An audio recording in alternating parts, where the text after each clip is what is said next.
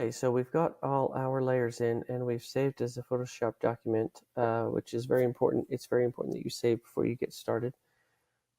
We have 5 different layers, and you see them all here in the layers palette. And you have to think about layers as one on top of another, okay? Or there's one all the way at the back and there's one all the way at the front. They're stacked. And you can see how they're stacked here, and I can move these around. Like this is the T-Rex, it's the top layer. I can move it under the legs layer. I can just click and drag. I can move it under the one below that, the arms layer. I can move the arms layer to the top. In the layers palette, I can move these around. Okay. I can have the top layer selected, or I can be on a layer that's down here, 4 layers down, and move that around. I can have that selected.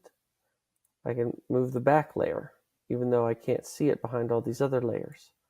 Okay, I can move them out of the way, sort of. I can move them almost all the way off the canvas. And I select each layer here in the layers palette. Another way to select a layer is, if you can see it, you can right click on it, and this is where naming your layers, this is why naming your layers is important, and click on Raven. Now that one's selected. Or I can click on City Street. Now that one's selected. I can move it all the way up. Now I can see what I'm doing with it. Move it around. As you're moving the layers around, if you have these set up, you might notice these pink lines clicking on things. These are smart guides, and it can help you line up layers with each other or line up layers with the edges of the canvas.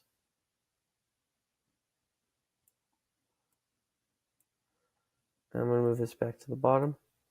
And I refer to this, what we're looking at, as a canvas, because that's what Photoshop calls it as well, and it should be a term that everyone understands, because it is very much like any canvas that you would work on as an artist.